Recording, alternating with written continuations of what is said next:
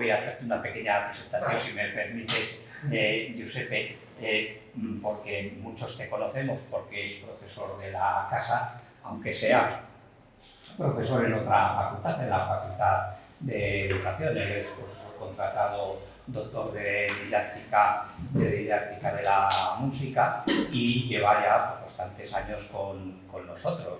Ya hace bastantes años que colabora también con este departamento y especialmente, como acaba de comentar Susana, tanto con el máster como con el doctorado. Con el doctorado, puesto que dirige dos tesis doctorales que tienen también que ver con lo que tratamos en nuestro trabajo diario los historiadores, ¿no? Si este máster se caracteriza por algo, es que es un máster en cierta manera transversal, que empezó siendo transversal entre historia e historia del arte, pero que ya han pasado por aquí historiadores del derecho, historiadores de la ciencia, historiadores de la economía, pero no había pasado hasta ahora un musicólogo, un historiador de la música, y que utiliza prácticamente las mismas técnicas de investigación, diríamos, aunque luego a la hora de su exposición veremos que las técnicas de exposición van a ser otras, puesto que las cualidades que tiene Giuseppe Fiorentino no se concentran exclusivamente en la parte de la didáctica de la música, que es su profesión, sino también en la investigación histórica y en la interpretación musical, puesto que él también es intérprete, puesto que ha hecho esa doble formación que suelen tener los musicólogos propiamente de la música como músico y también en este caso como historiador. Giuseppe Fiorentino es doctor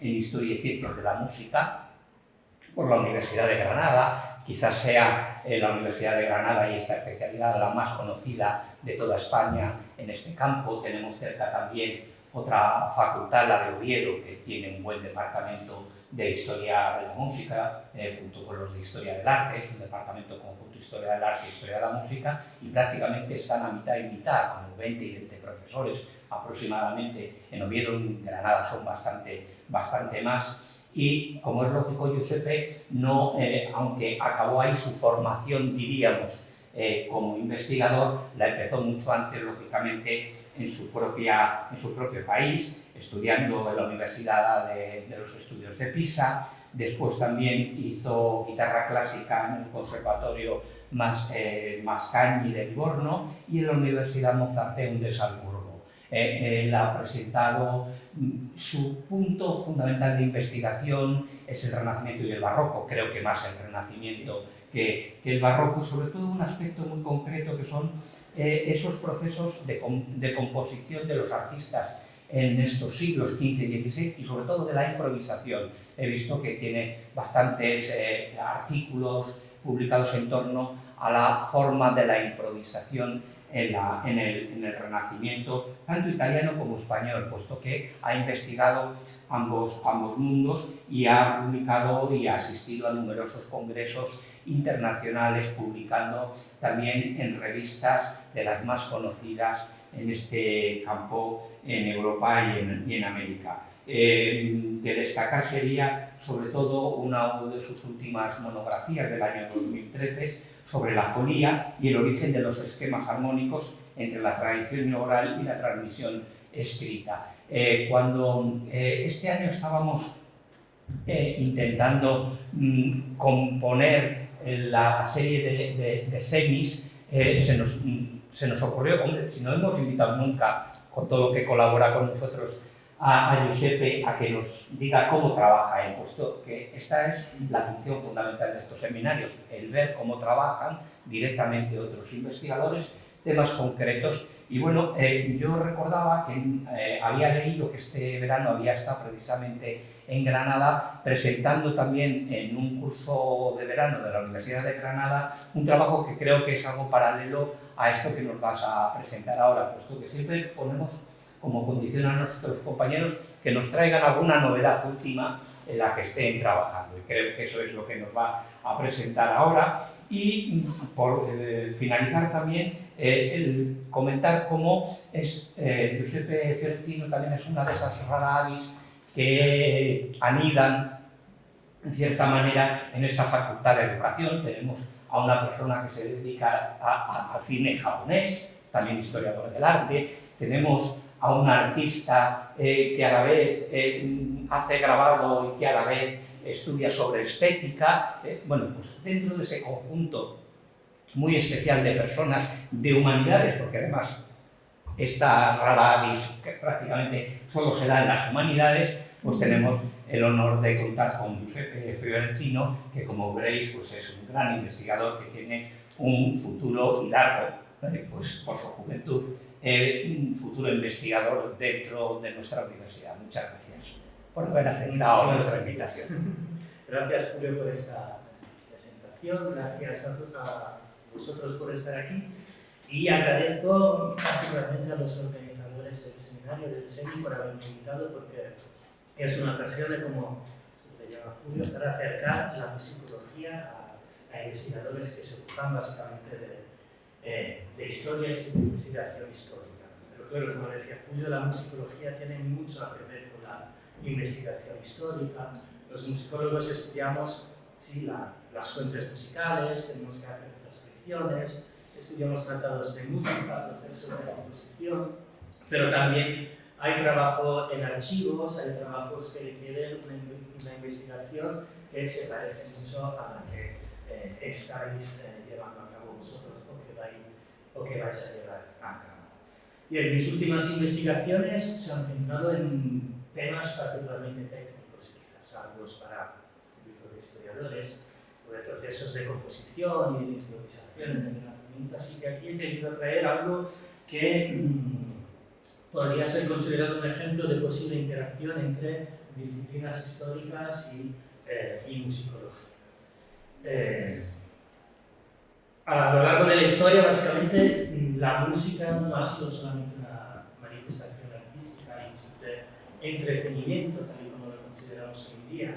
La música ha sido también una manifestación del poder, una herramienta de propaganda y un medio de difusión de acontecimientos más o menos en el repertorio de romances y canciones profanas del Renacimiento que vamos a analizar hoy y que relatan algunos de los acontecimientos de las guerras de Granada, el conjunto de campañas militares que tuvieron lugar entre 1472 con la toma de Alhama y 1492 con las capitulaciones de Granada. Por supuesto, no pretendo en absoluto dar aquí un curso monográfico, sino que a través del estudio de este repertorio quiero tocar varios aspectos de la investigación musicológica que pueden ser de interés también para los historiadores. Y esos son, básicamente, las fuentes musicales para el estudio de la música vocal profana del Renacimiento, cuáles son las fuentes que manejamos los musicólogos, las relaciones entre fuentes musicales y fuentes literarias, la interpretación de la música del Renacimiento, la música y el relato de los acontecimientos históricos, la música como herramienta de propaganda y las relaciones entre música y política. Bien, básicamente hablamos de un periodo muy concreto que coincide con el reinado de los reyes católicos, o quiero impartir en clases de historia que seguramente cualquiera de vosotros está más preparado que yo.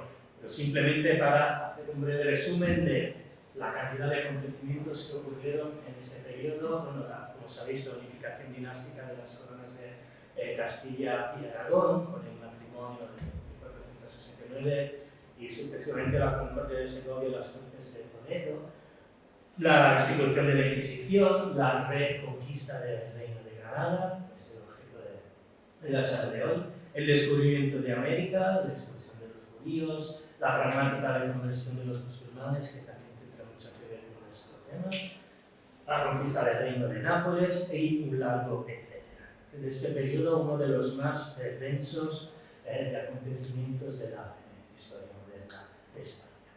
Y también es un periodo muy denso, por lo que se refiere a los acontecimientos musicales. En realidad no había sido tomado en consideración hasta inicios del siglo XX, este periodo de la historia de la música, porque la musicología nace en Alemania y los alemanes se centraron básicamente en la música centroeuropea e italiana, dejando margen lo que era España. Hay las primeras, digamos, monografías sobre este periodo, podemos considerarlas de ingenio inglés, Monseigneur inglés. Como dice su título, os podéis imaginar la clase de investigador que era un hombre muy culto, muy preparado, pero claro, estamos en una época y en un ámbito en los que el tipo de trabajo que hizo estaba centrado en un enfoque absolutamente nacionalista y de reivindicación, y también, digamos, tenía la tendencia a acaparar todas las fuentes que se podían consultar en el momento y por lo tanto no dio espacio a otros investigadores. Sin embargo, los trabajos de Engels son importantísimos para, digamos, esa primera fase de recuperación del renacimiento musical de la época de los Reyes Católicos. Nuevo aire en el campo del ámbito de la investigación sobre esta época entró con los trabajos de Robert Stevenson, es el primer investigador de la tradición anglosajona que se ocupa de la música en la época de los Reyes Católicos y que de verdad aportó mucho, nuevos enfoques, nuevas metodologías y abrió un poquitín el ámbito de estudios a nuevas corrientes y sobre todo a una proyección internacional. Y después los estudios se han ido acumulando, hay unas cuantas monografías, y la de Tess Knighton, otra musicóloga de la tradición anglosajona, británica, escribió un trabajo muy importante sobre música y música de la corte de Fernando el Católico, y a partir de ahí ha habido cada vez más tesis doctorales, artículos, y recientemente han salido estas dos obras colectivas, son muy importantes y que están muy al día, son a cargo de Mari Carmen Gómez en Internet, la historia de la música en España e Hispanoamérica, un volumen dedicado a la época que nos interesa, y siempre a cargo de Tess Knighton, este Companion to the Music at the Time of Ferdinand Isabel, que salió el año pasado y que es, digamos, lo más reciente y lo más innovador sobre la música en esta época. Bien, antes de pasar al repertorio que nos interesa, vamos a ver rápidamente cuál es la función de la música en el entorno de las cortes. Luego veremos también algo de fuentes, cuáles son las fuentes principales que nos interesan de música, y a continuación hablaremos, digamos, del romance y de los romances fronterizos.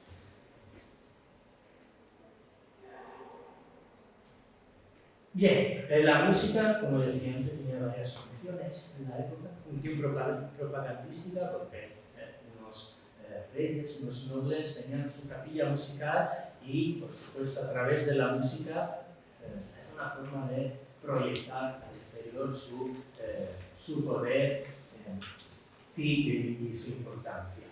Por lo tanto, una función propagandística muy importante, pero también la música tenía una función de disfrute.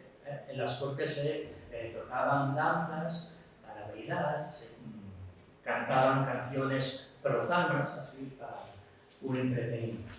Por supuesto, la música tenía también funciones litúrgicas. En la época, como sabéis, la misa era una misa cantada, pero sobre la misa principal de los sábados y de los domingos también en la liturgia de las horas siempre había música. Por lo tanto, la música es algo absolutamente cotidiano en el ámbito de las cortes y los nobles se rodeaban de músicos. Pero en la época empieza a emerger otra función de la música, que más relacionada con el humanismo, que se empieza a considerar, recuperando las doctrinas platónicas, la música como un elemento imprescindible para la formación completa de, en este caso, de los nobles, de los reyes y de los príncipes. Idea, como sabéis, surgió más o menos en Italia, pero que ya a fecha tan temprana como 1456 aparece aquí en estas palabras de Rodrigo Sánchez de Arevalo.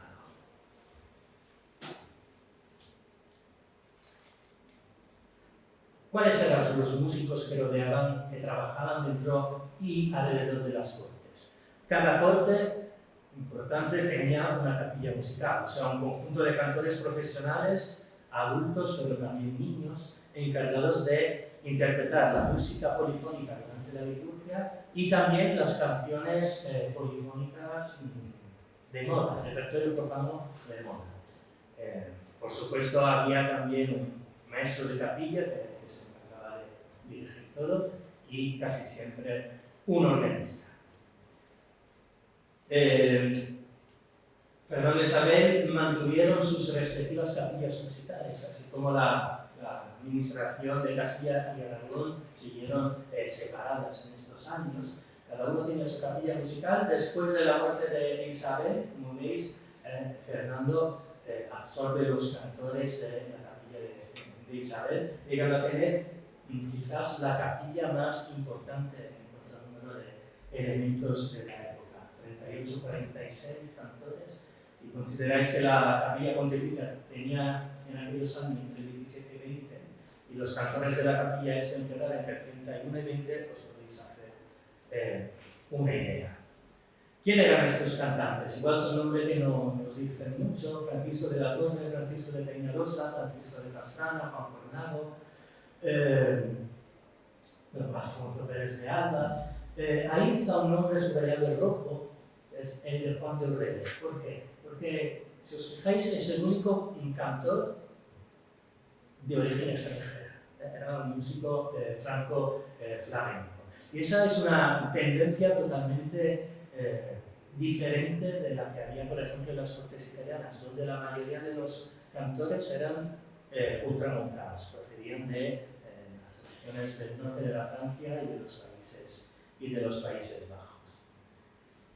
Otro músico importante de la capilla de Isabel es Juan de Ancheta, que pasó luego al servicio de la capilla musical de Juan de Aragón, y después de su fallecimiento a la capilla musical de Juana y Felipe el Hermoso. Si os fijáis, en la capilla de Juan y Felipe la tendencia que vimos antes está invertida. Juan de Ancheta es el único castellano en una capilla formada por músicos franco-flamencos. ¿Por qué?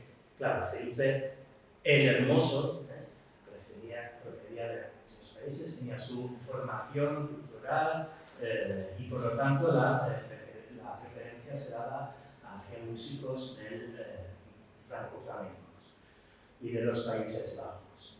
Después con Carlos V, Carlos V básicamente mantiene la capilla franco-flamenca de Felipe el Hermoso y también la capilla castellana de Fernando. Esto para que os hagáis una idea de cómo en este caso, los enlaces dinásticos tienen muchísima repercusión en la música que se interpretaba, que se copiaba y que se transmitía en la época. Bien, por supuesto había otras capillas musicales, en las casas más importantes como la casa ducal de Alba, de Medina Sidonia, o en el caso de la corte del condestable Miguel Lucas de Iranzo, del que hablaremos después.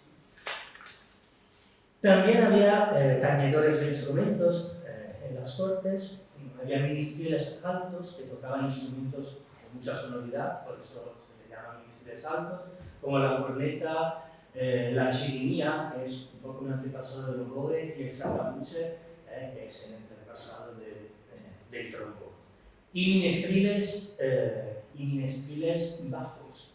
Y también intérpretes de trompetas y atabales eran los que tenían que tocar durante marchas militares, para dar señales durante las batallas. Hay una serie de documentos que relatan las intervenciones de estos trompetas y atabales, por ejemplo, en Santa Fe, antes de la bendición de Juan Pío, o la entrada de Fernando en Nápoles.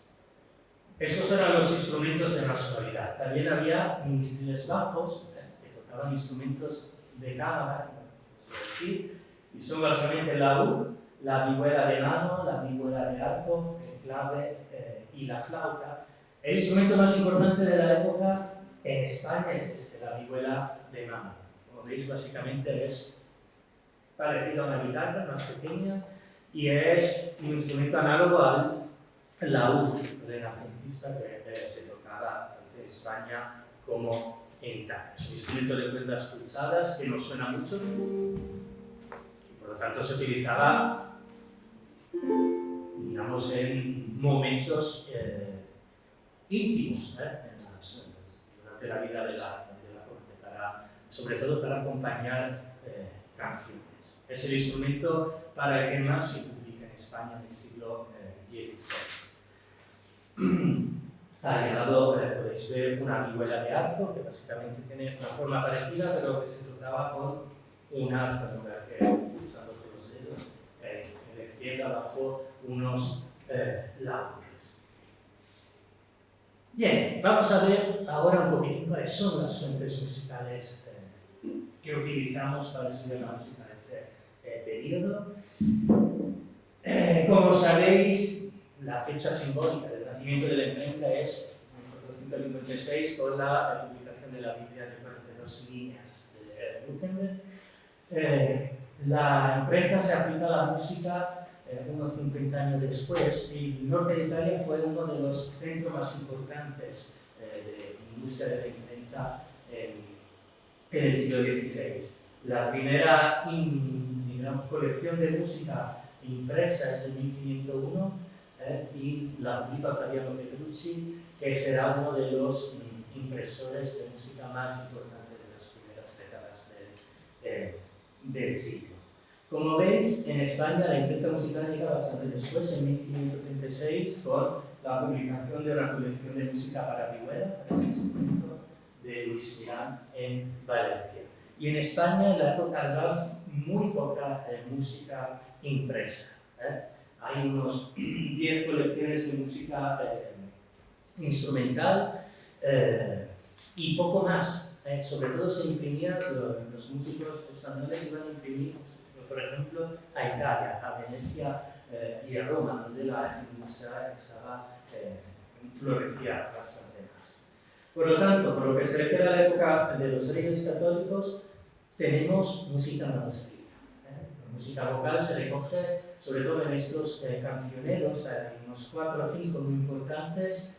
Uno es el cancionero de la Biblioteca Colombina, que fue comprado por Hernando Colón, el hijo de Cristóbal, que era un bibliófilo tremendo, en 1534, y es un manuscrito copiado en las últimas décadas del siglo XV.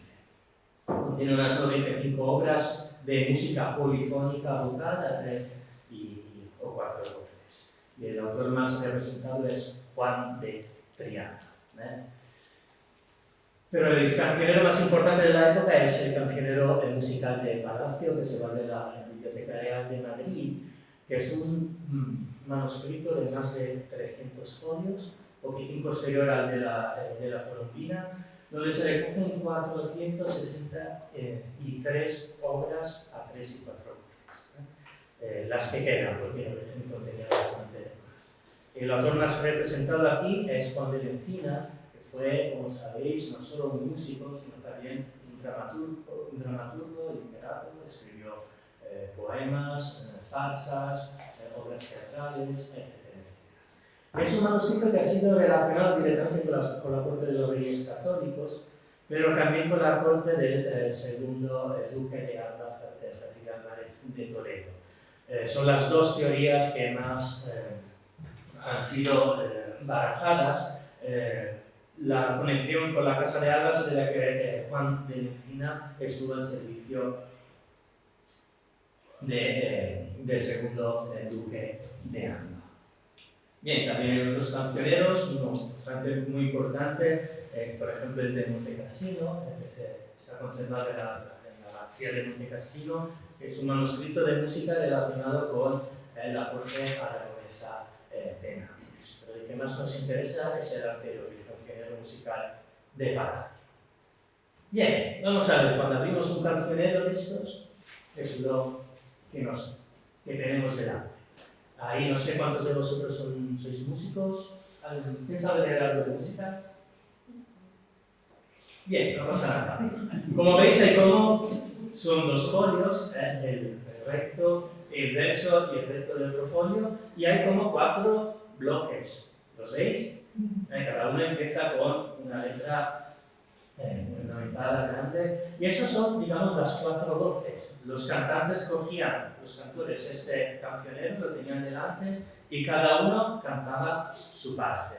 Por lo tanto, la voz más aguda, que se suele llamar tiple, lee esa parte de arriba a la izquierda, que es la melodía más aguda. La voz un poquitín menos aguda, que es el contra o la contra alta, lee arriba a la derecha, esa parte. Luego está la parte del tenor o tenor, que suele estar en los cancioneros en el margen inferior de la izquierda, y el bajo o contra segunda, que es la voz más grave, que es ahí abajo a la derecha. Por lo tanto, tenían esto delante y leían, por supuesto, simultáneamente, música polifónica, lo que quiere decir que estas voces suenan a la vez. Fijaros, están las notas, pero también está el texto. Y si os fijáis, solamente una de las voces, el tiple, tiene todo, por lo menos todo el texto debajo de las notas. Tanto el tenor como los dos contras tienen solo un incipit. Y además, a veces lo que sigue el texto se copia abajo, donde queda espacio, pero casi nunca los componimientos poéticos son completos. Y este es un problema de los cancioneros musicales, porque siempre tenemos que, digamos, utilizar otras fuentes para completar lo que es el texto de estas canciones, de este repertorio. Esta es digamos, unos folios del cancionero musical de la Colombina. Aquí está otro del cancionero musical de Palacio. Como veis ahí a la derecha, donde quedaba algo de espacio, el copista copió otra pieza así, súper en pequeño, sin preocuparse de poner bien el texto debajo de las notas. Esto para que tengáis una idea de que no siempre es fácil transcribir este repertorio. ¿Y cómo lo interpretamos? ¿Por qué no todos los cantores tienen el texto debajo de sus notas? Esto ha dado origen a muchas elucubraciones por parte de los musicólogos y de los intérpretes, porque algunos dicen, vale, si solamente la voz más aguda tiene el texto, eso quiere decir que solamente la voz más aguda se cantaba, las demás las tocarían instrumentos, podrían tocar instrumentos solistas como estos instrumentos de vientos que vimos antes, o una vihuela podría tocar las otras partes, porque es un instrumento que puede tocar más notas a la vez, utilizándolas. Por lo tanto, ¿cómo interpretamos esta música? Antes que nada, por supuesto, hay que transcribirla, porque la notación antigua, renacentista, no todo el mundo la sabe leer. Aquí veis las partes están cada una en una esquina, mientras que en notación moderna sobreponemos las 4 melodías que se suponen suenan a la vez. Pero una vez que hemos hecho la transcripción, tenemos que elegir cómo interpretar. Cantamos las 4 partes con voces, tocamos las 4 partes con instrumentos, una parte con voz y la otra y las otras 3 con una vihuela, una parte con voz y las otras con flautas. Bien, y aquí las varias combinaciones que podemos escuchar en las grabaciones actuales de música renacentista. A capella, o sea, solamente con voces, canto solista acompañado por vihuela, canto solista acompañado por otro instrumento, voces instrumentos, solamente instrumental y combinaciones múltiples. Bien, en la época parece que estas eran las 3, en realidad las 3 combinaciones que más se utilizaban. Solamente voces, canto acompañado por vihuela o laúd, o solamente instrumental. Sin embargo, si cogéis un disco de Jordi Savall, que es el intérprete más famoso, él utiliza una serie de combinaciones que a veces van más allá de estas combinaciones básicas, filológicamente, digamos, creíbles. Es importante el tema de la interpretación de la música, porque si vemos una pintura como la que tenemos en el aula, por ejemplo, la de las jornadas de Nápoles, esa pintura nos está transmitiendo algo sobre acontecimientos históricos y la podemos interpretar. en base a lo que representa. Lo mismo ocurre con la música. ¿Y qué pasa si interpretamos de manera demasiado libre el repertorio? Distorsionamos no solo lo que era la intención original de los músicos, sino también el mensaje que esa música nos puede transmitir. Veremos luego unos ejemplos con la interpretación de los romances de las Granada.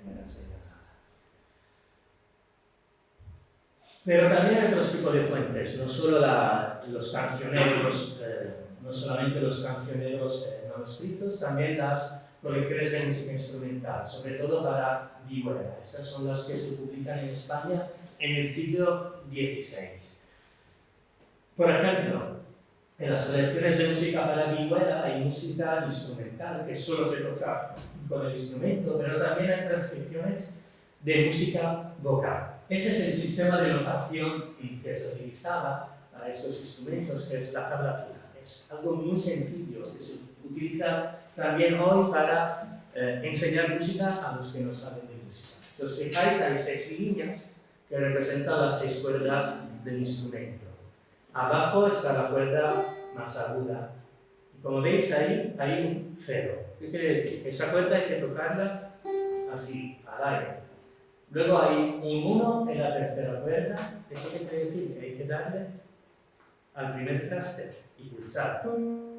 Y luego un 2 en la cuarta, que dice que hay que presionar el segundo traste de la cuarta cuerda. Y lo que sale es esto. ¿Vale? Y también, si os fijáis, hay unas cifras que están en rojo. Esa cifra en rojo se canta.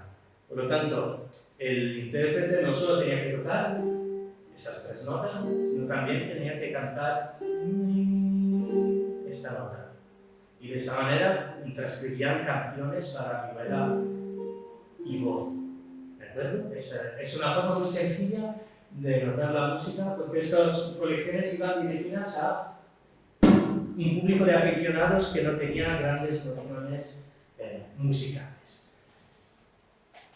Bien, vamos a ver el repertorio, la tipología de repertorio profano. Básicamente son 2 géneros importantísimos. El villancico, que no tiene mucho que ver con los villancicos que conocéis hoy en día, que se cantan en Navidad. Los villancicos son canciones profanas que imitan en cierto sentido el estilo de la música popular. Como dice Sebastián Rico Valduvias en el Tesoro de la Lengua castellana, y son básicamente canciones casi siempre profanas, pero también hay villancicos religiosos, y la temática son el amor cortés, pero también temas más divertidos, populares y ligeros. Aquí tenemos un ejemplo de villancico, como forma literaria y musical se caracteriza por un estribillo, es un refrán que se repite después de cada. Vamos a escuchar brevemente este ejemplo de villancico que se encuentra en el cancionero musical de Palacio para que os hagáis una idea. Está anotado a 4 voces, como lo que vimos antes, pero aquí los intérpretes han elegido cantar solamente la voz más aguda, acompañada por instrumentos. Este es el estribillo.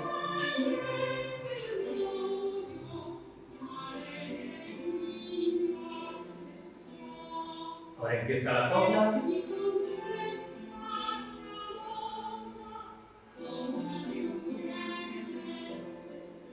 Repite la misma música para los otros 2 versos de la copla. Y ahora, en la vuelta, volvemos a la misma música del estribillo que escuchamos antes.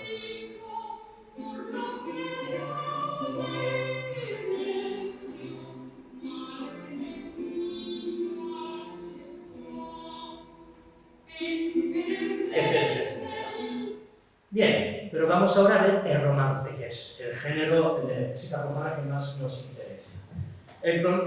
Los romances son poemas que se cantaban siempre, casi siempre, de tipo narrativo. O sea, cuentan historias, relatos, formado por una serie indefinida de versos, solían ser cientos y cientos de versos, octosílabos con rima sonante en los versos pares. Hay varias tipologías, categorías según los contenidos.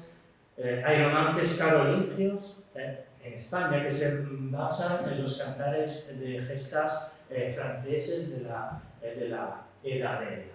Carlomagno, la batalla de Roncesvalles, Conde Claros, que era uno de los caballeros de Carlomagno, García de Melisenda, etc. Hay romances históricos que tratan de temas históricos o pseudohistóricos, como el ciclo de romances sobre Bernardo del Carpio, sobre el Cid.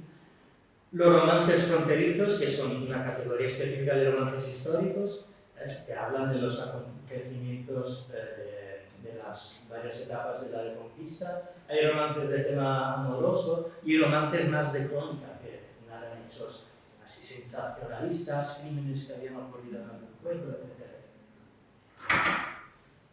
Los romances tienen una estructura musical muy sencilla porque es la misma música que se utiliza para la primera estrofa, se repite siempre para las estrofas siguientes. ¿Vale? Por lo tanto, no hay un estribillo, un refrán como en el caso del villancico. En la época, los autores distinguen entre romances viejos y romances nuevos. Los romances viejos son generalmente de autor anónimo y se transmitían oralmente, aunque se empezaron a poner por escrito en la segunda mitad del siglo XV. Entre los romances nuevos son escritos por autores concretos, en imitación de los romances viejos, y suelen transmitirse solo por fuentes escritas. Y como veis, digamos, esta tendencia de escribir romances imitando los romances de la tradición oral es bastante antigua. Habla de ella Íñigo López de Mendoza, Marqués de Santillana, criticando a los poetas que imitan sin ningún cuento esos romances y cantares de que la gente de baja y servil condición se alegra. Por lo tanto, es una tradición poética musical que es arraigada de la tradición oral, pero que por supuesto aparecen las fuentes musicales, que son los cancioneros manuscritos que vimos antes, las colecciones de música para vihuela y tratados teóricos, también de música de teoría musical, como este de Francisco Salinas, donde recoge unas cuantas melodías de romance.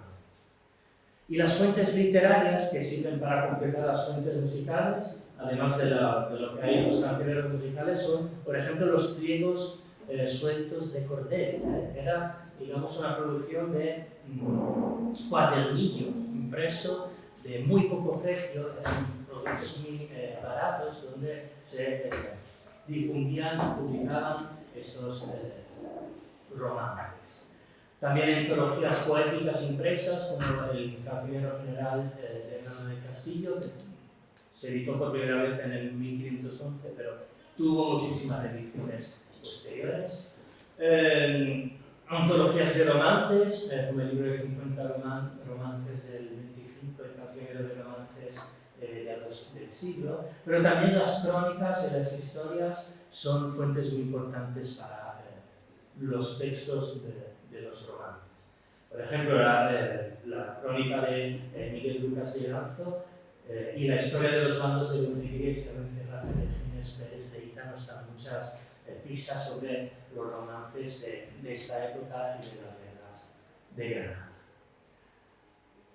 Esta es la portada de una colección del libro de 50 romances. Como veis, en la portada se escribe entre los cuales hay muchos de ellos nuevamente añadidos que nunca en estas tierras se han oído. Habla de oír, por lo tanto, está diciendo claramente que se recogen por escrito canciones, romances nuevos que nunca se han oído, refiriéndose al sistema de transmisión principal de este repertorio.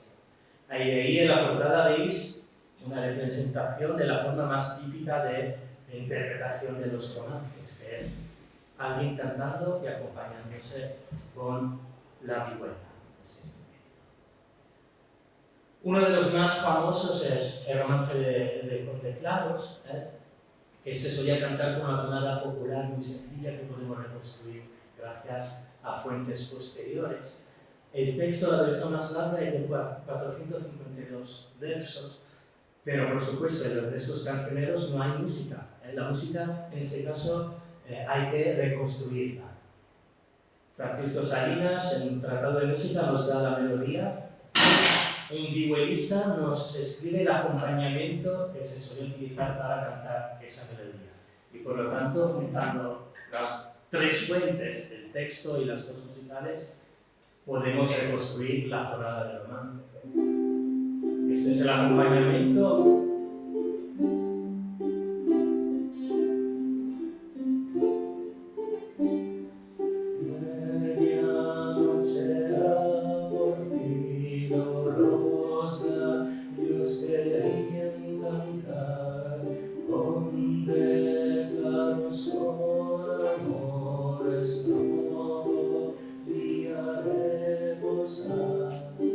Siguiendo, hablando de otros 500 y pico versos. Para el oído contemporáneo es un aburrimiento total, pero la intención de la época era contar un cuento, básicamente, no era, digamos, hacer un concierto. Con declaros, para que os fijéis la importancia de la tradición oral de este repertorio, lo encontramos en fuentes del siglo XX, fuentes orales. Se han recogido versiones de este romance que han sobrevivido, en este caso en provincia de León, pero también en versiones en Baleares, en Cataluña, en Burgos. Como veis, la tradición oral se ha mantenido perfectamente, por lo menos el comienzo de la historia.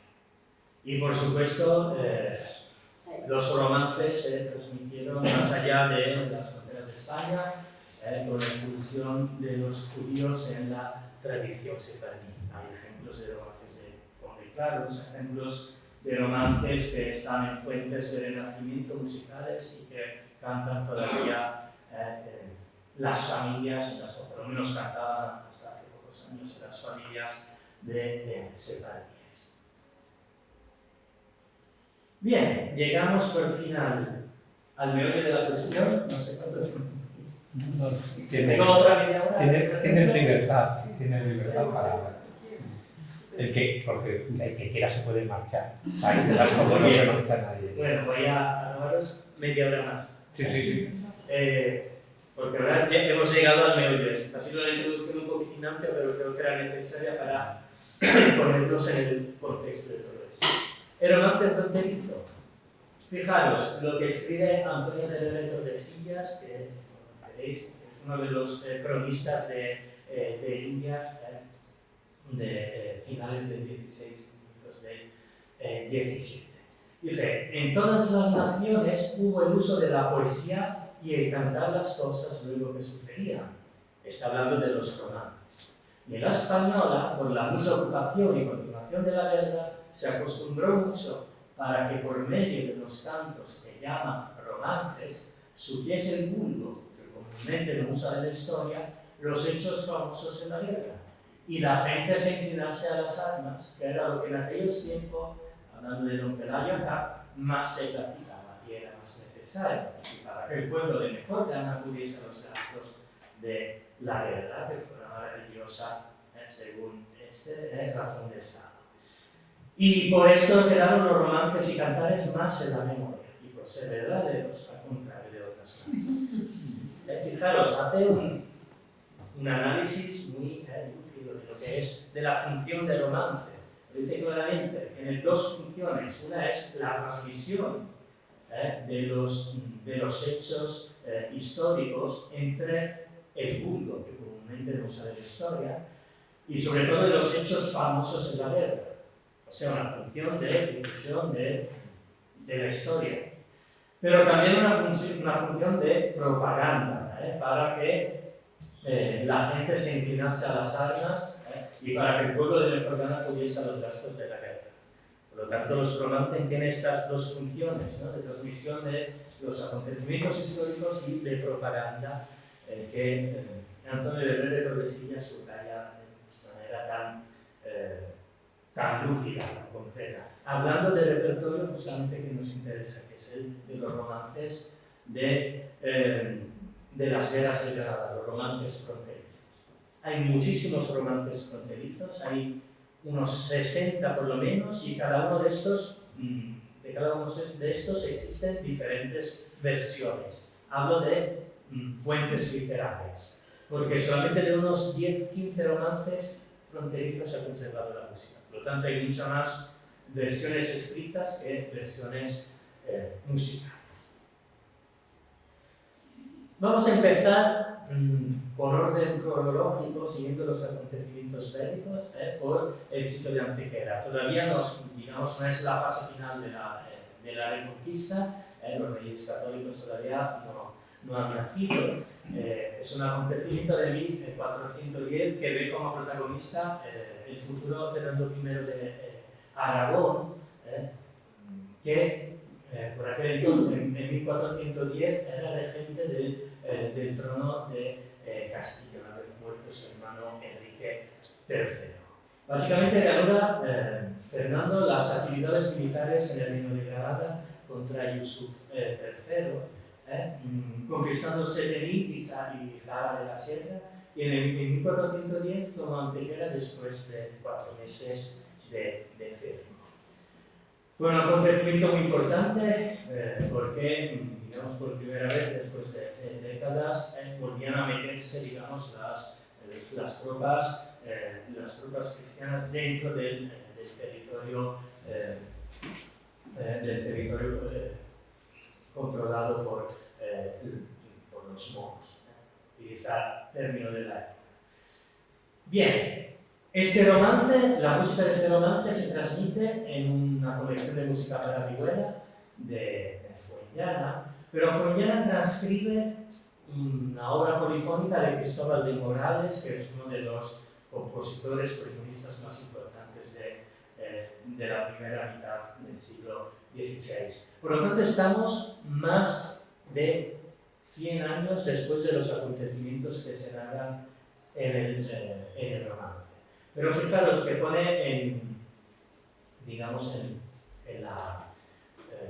antes de la música, que este es un romance viejo, compuesto a 4. O sea, romance viejo y por lo tanto pertenece a la tradición oral. O sea, Cristóbal de Morales no se inventó el romance, no se inventó desde luego el texto, y posiblemente ni siquiera se inventó la melodía, que tenía que ser la tonada tradicional por la que se cantaba el romance, sino que compuso un arreglo para 4 voces de este romance que Fuenllana transcribe para voz y vihuela.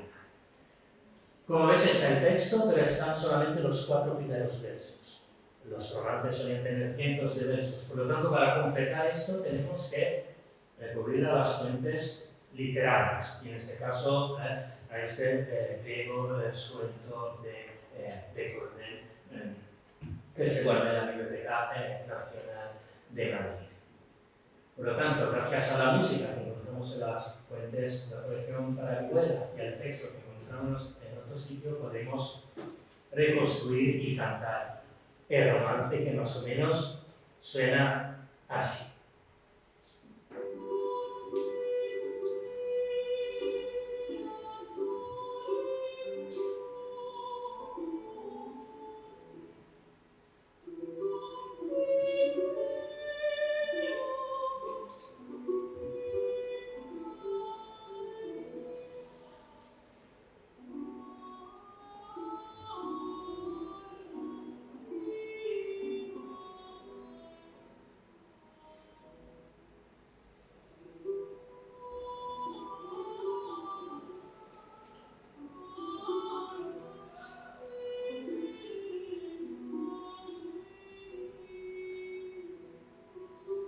Bien, sale el moro de Antequera, hace un viaje larguísimo hasta Granada y ahí se encuentra con el rey que sale de la Alhambra. Ahí veis que he cortado mucho texto donde se describe este moro, lo tenéis el texto integral en las fotocopias.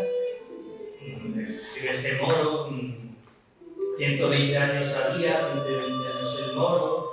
La barba llevaba blanca, la cabeza pelada, la cabeza relucía, toca llevaba tocada. Describe y el aspecto físico de este mensajero, su viaje y finalmente la llegada a Granada donde se encuentra con el rey.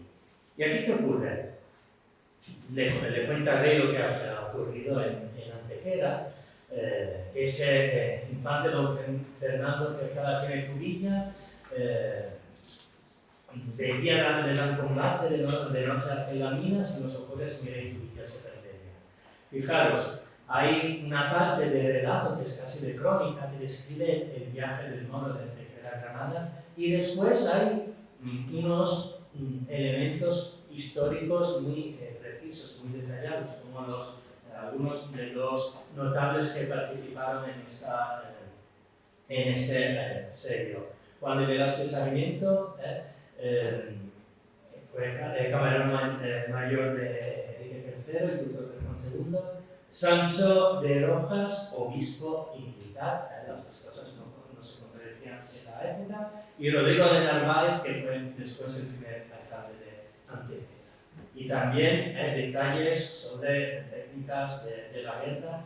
De noche hacen la mina, se refiere, como sabéis, a la técnica de cavar debajo de la tierra para llegar debajo de la cinta defensiva de las ciudades. Es una técnica muy antigua que se utilizaba en la Edad Media, pero se volvió particularmente famosa a finales del siglo XV porque se empezó a utilizar la mina con explosivos. Por ejemplo, creo que en las campañas de Nápoles de los reyes católicos se utilizó la mina con explosivos. Por lo tanto, hay algunos detalles interesantes que, aunque se supone que esto pertenece a la tradición oral, se mantiene y reflejan los hechos históricos. Si os habéis fijado, tiene una particularidad este romance, que es típica de los demás romances fronterizos. O sea, los acontecimientos bélicos se relatan desde la perspectiva del enemigo. Está claro, es evidente. Es el moro que sale de Antequera y va a hablar con el rey en Granada, y por supuesto, hablando del enemigo, de Fernando y de su ejército, lo están ensalzando. Muchos caballeros solo combaten cada día, caballeros de la lía, etcétera, etcétera. Por lo tanto, es una forma que tienen los poetas cristianos de ensalzar a sus reyes, a sus notables, a través de la perspectiva del enemigo. Por lo tanto, hay un elemento importante de empatía con el enemigo.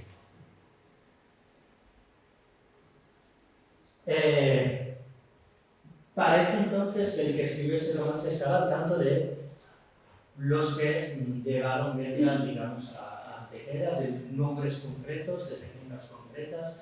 Por lo tanto, sí, pertenece a la tradición oral, pero en este caso está claro que hubo una fuente de alguien que conocía los acontecimientos. Y, digamos, las crónicas de Lucas de Iranzo nos dan una pista sobre la génesis de estos romances. Es una relación anónima que describe, digamos, los acontecimientos alrededor, digamos, de la corte de Miguel Lucas de Iranzo, condestable, tenía su residencia en Jaén, en Maestra, todavía existe el palacio.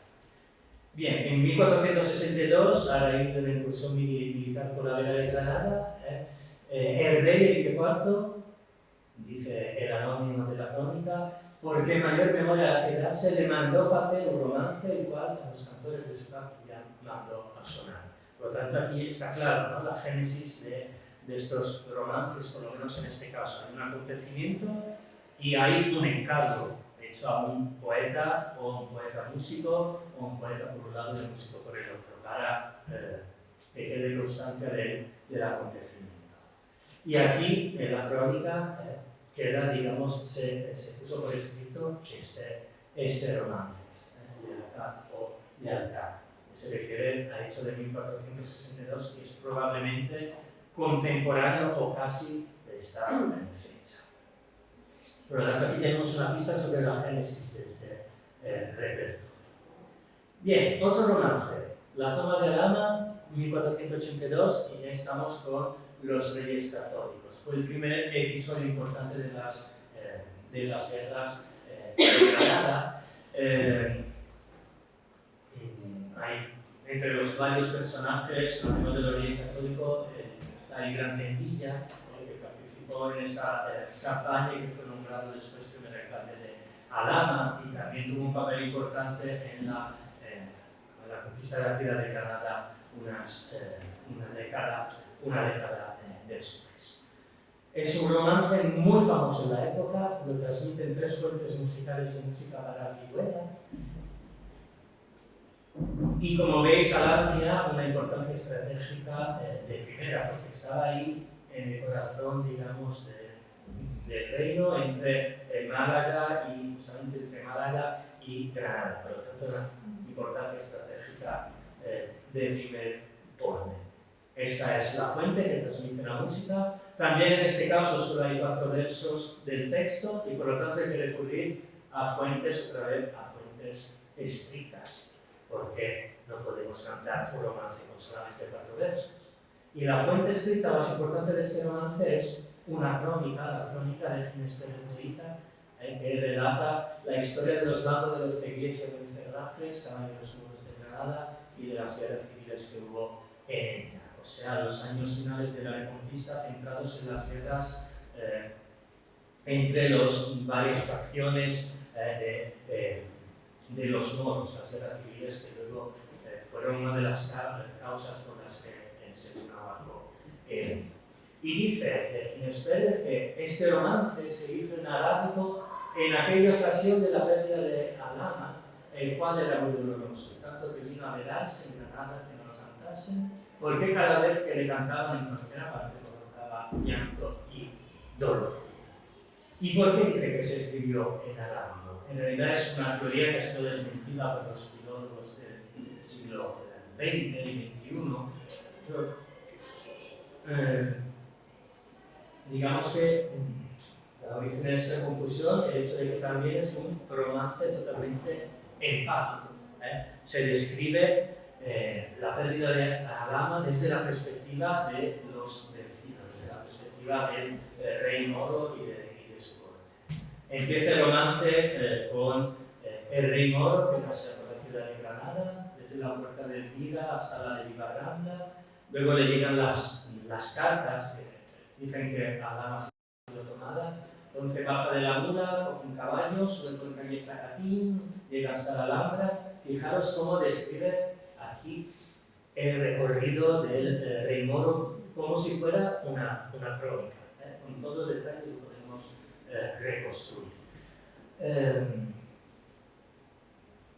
Vamos a ver cómo suena rápidamente, por lo menos el primer verso.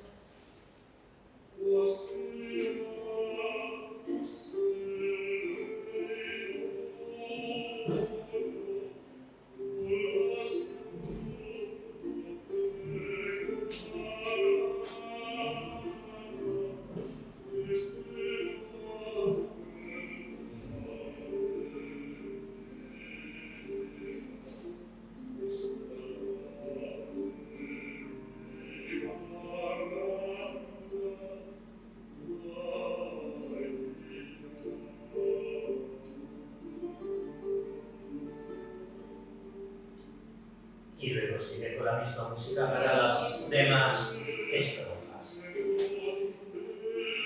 Bien, básicamente el rey sube a la Alhambra, convoca el consejo de guerra, y ahí empiezan los problemas, porque de repente un alzapí se levanta y dice: bien, te lo has merecido, buen bien se te emplea. Mataste los Bencerrajes, que era la flor de Granada, cogiste los tornalizos de Córdoba la nombrada, y por eso te mereces, rey, una pena muy doblada. Que te veas tú el reino, y aquí se pierde Granada. ¿De acuerdo? Por lo tanto, una profecía que luego se llegó a ser realidad. Quizás el poema se escribió después, por lo tanto, el que lo escribió sabía cómo terminaría la historia. Pero está claro que aquí la perspectiva es absolutamente dentro de la perspectiva de los moros. Incluso se subrayan las tensiones que había dentro. Los Bencerrajes, como sabéis, eran una familia granadina que destacó en el siglo XV con la lucha contra los zegríes. Apoyaron a Boabdil en 1482 para destronar a su padre Mulecén. Luego Mulecén volvió al poder y se vengó sobre los Bencerrajes. Después, bueno, Granada pasará a Alzagal, que era el hermano de Mulecén. Luego será nuevamente conquistada por Boabdil. Este romance se refiere seguramente a Mulecén. Y critica por la matanza de los Bencerrajes y por haber cogido los tornadizos de Córdoba, o sea, los cristianos convertidos al Islam, que en otras versiones son los judíos de Córdoba. Por lo tanto, es casi una fatwa esta que le lanza al rey de Granada, con criterios absolutamente islámicos, que después llega a ser realidad. Por lo tanto, es normal que Ginés Pereira pensara que fuera un romance escrito en árabe, que procediera de la cultura árabe y que después se tradujo al castellano. Bien, vamos a ver otra interpretación de este romance del siglo XX para subrayar lo que decía antes sobre la interpretación y sobreinterpretaciones de la música del Renacimiento.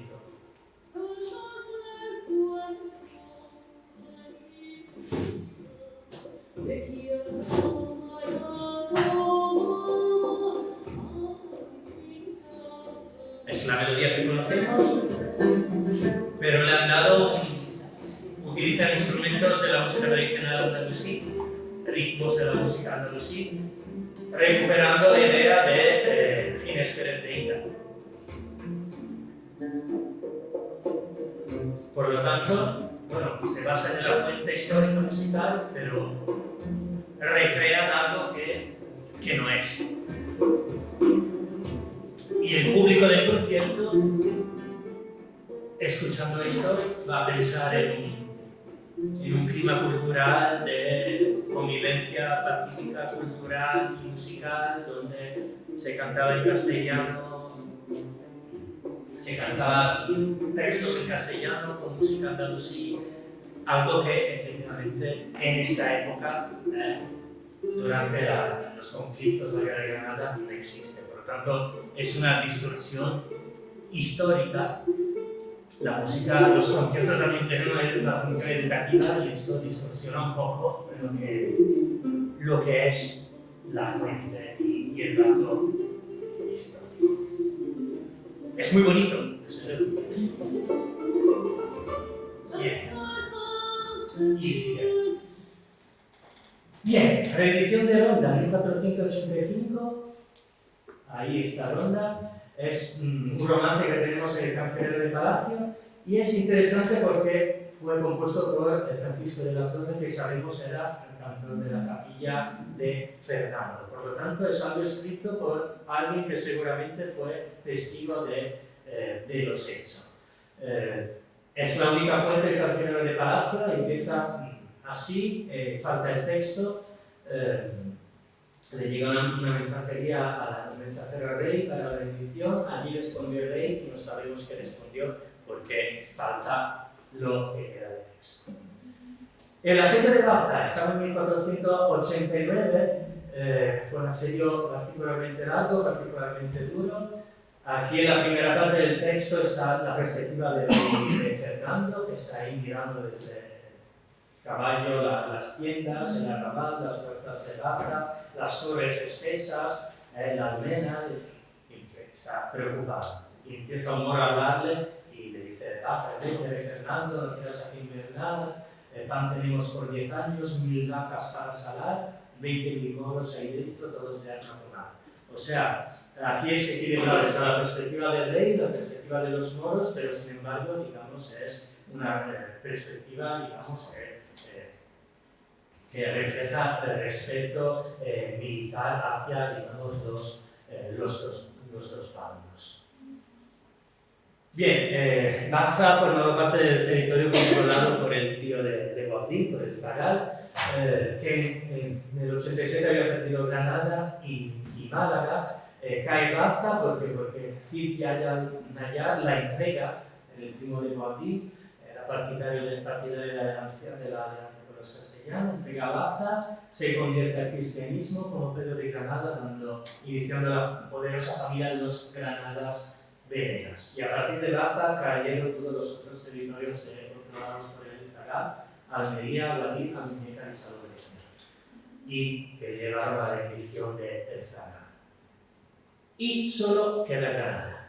Bien, solo queda Granada, es, como sabéis, la última etapa de la Reconquista, y aquí tenemos un villancico precioso de Juan de Encina que se recoge en el cancionero de Palacio, Una sandosa porfía, que es, digamos, la perspectiva de Boabdil. Es Boabdil que está hablando y reflexiona sobre los éxitos finales de esta guerra. Habla, claro, del bravo león de España, de Fernando, que mal me viene amenazando. Describe cómo vienen calando los campos, y matando a sus compañías y caudillos, van convirtiendo las iglesias, las mezquitas en iglesias, llevan cautivas a las moras, o sea, acontecimientos bélicos duros, fuertes, como en todas las guerras, vistos desde la perspectiva de Boabdil, que al final exclama: al cielo da apellido, viva el rey don Fernando, viva León, Altarena prosperando. O sea, al final acaba ensalzando a los reyes católicos, porque el autor del texto, por supuesto, es Juan de Encina, un cristiano y no un moro, pero siempre este enfoque empático con los vencidos. Bien, llegamos a la toma de Granada, la rendición de Granada y final del reino nazarí, que es el retablo de la capilla real de Felipe de Vigarni, que describe, digamos, la entrega de las llaves por parte de Boabdil. Y otro romance precioso de Juan de Encina, que otra vez habla de Boabdil. Se dirige esta vez el poeta a Boabdil y una serie de preguntas: ¿qué es de ti desconsolado? ¿Qué es de ti rey de Granada? ¿Qué es de tu tierra de tus moros? ¿Dónde tienes tu morada? Y luego añade: reniega ya de Mahoma, de su secta malvada, que vivir en tal locura es una burla burlada. Torna como el rey a nuestra ley consagrada, porque si perdiste el rey no tengas el alma cobrada. ¿Vale? Por lo tanto, es desde la perspectiva del vencedor cristiano, que se pregunta dónde está este de Granada, y luego le invita a que se convierta. Fijaros, es una actitud que puede parecer un recurso retórico, pero que de verdad refleja muy bien el periodo histórico de aquellos años. Porque Boabdil, después de la rendición de Granada, se fue a las Alpujarras, Sandarás, y después en 1493 se va a en exilio. De aquí las preguntas de la primera estrofa: ¿qué es de ti? ¿Qué es de ti de Granada? ¿Dónde estás? ¿Dónde están tus polos? Se sabía que había marchado, probablemente ya había marchado de España. Por lo tanto, no son solamente preguntas retóricas, se refieren al hecho preciso. Y luego la invitación invita a convertirse refleja el clima cultural de la época. Como sabéis, según las capitulaciones firmadas por los reyes católicos, los granadinos no serían obligados a convertirse después de la toma de Granada, y podrían mantener sus costumbres. Hernando de Talavera, consejero de la reina y primer arzobispo de Granada, llevó a cabo una política de conversión relativamente suave, pero después, con el cardenal Cisneros, a partir de 1499, las cosas se hicieron más duras. Empezó la política más firme para la cristianización y la evangelización, hasta la pragmática de 1592, donde se establece la conversión forzosa para todos los musulmanes. Por lo tanto, el invito así del poeta a Boabdil para que se convierta refleja exactamente ese periodo entre 1492 y 1499. 99, en el que, digamos, hubo una política muy suave y de conciliación con los musulmanes de Granada y con su cultura. De hecho, el texto de este romance se recoge en el cancionero de Encina, que se publicó en 1496. Por lo tanto, corresponde justamente por este clima cultural y refleja el clima cultural de esa época. Lo vamos a escuchar brevemente porque es bellísimo.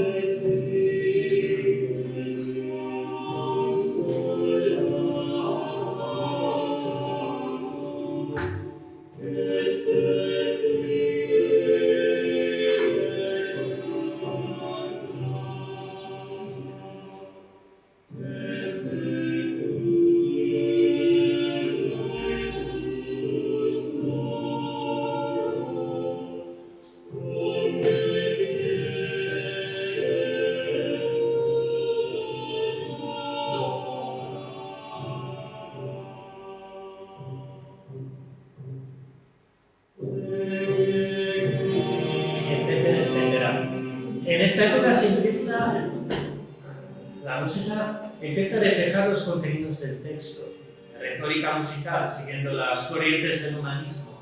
Y esta es música, podríamos definirla como solemne, triste, cierta tristeza, o sea que refleja a nivel musical los contenidos textuales.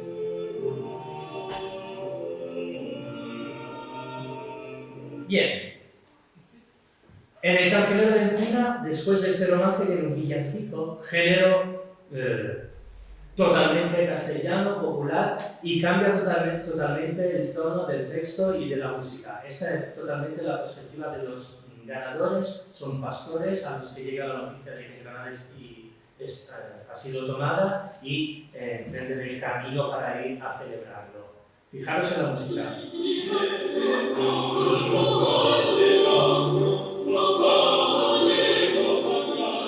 Ya no hay empatía por los vencidos, es celebración de la victoria. Pero cambia el género musical. Este es un villancico y no es un romance.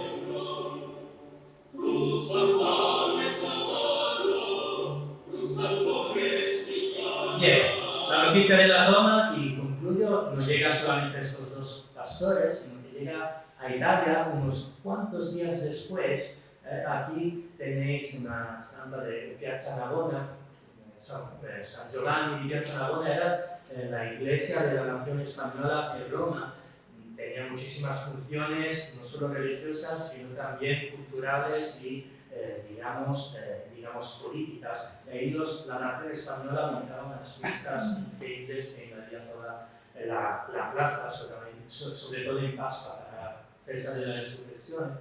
Pero una de las primeras ocasiones en las que la nación española de San Giacomo tomó la plaza para celebrar fue justamente la celebración para la toma de Granada.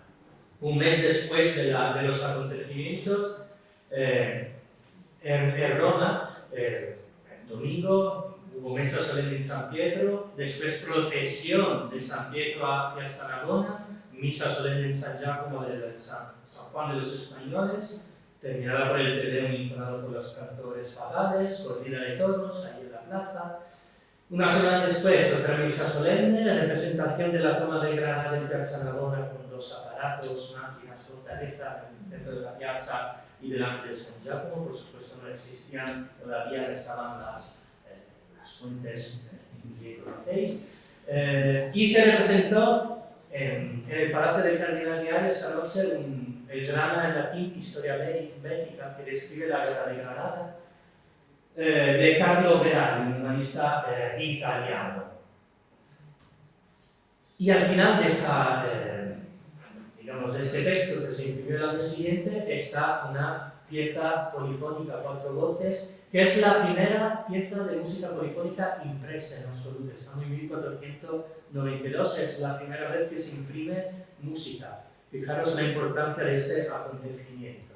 Y también es una música que no tiene nada que ver con la empatía de los romances, sino que es una música que expresa digamos, la celebración desde una perspectiva del ganador y de los cristianos.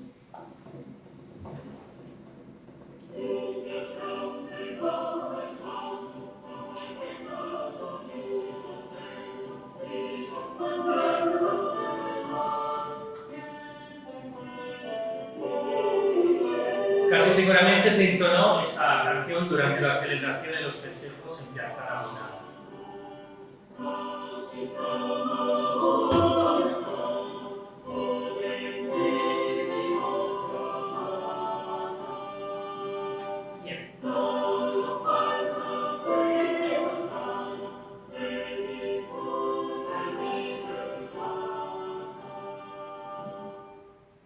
Per Virtute Maranatha de Fernando y de Isabella. Bien, así termina nuestro recorrido. Como conclusiones, básicamente espero que hayáis podido ver cómo música, musicología e historia pueden tener muchos puntos de contacto. Se puede trabajar la música a través de la historia o la historia a través de la música.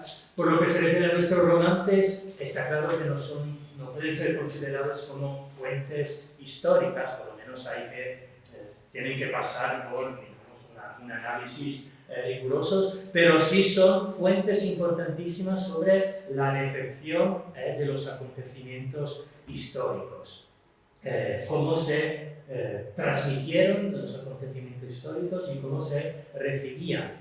Importante la perspectiva empática de los romances, que desde luego contrasta con lo que fueron los acontecimientos posteriores del siglo XVI, con la conversión forzosa de los musulmanes, pero la empatía que se muestra hacia los moros y los romances muestra una actitud interesante, digamos más abierta, y que a nivel político y cultural estuvo seguramente compartida por personajes como Fray Hernando de Talavera y por las decenas y decenas de musulmanes, como los Venegas de Granada, que se convirtieron y que entraron a formar parte de la clase dirigente y política de la época. Pues muchísimas gracias, siento haberos entretenido.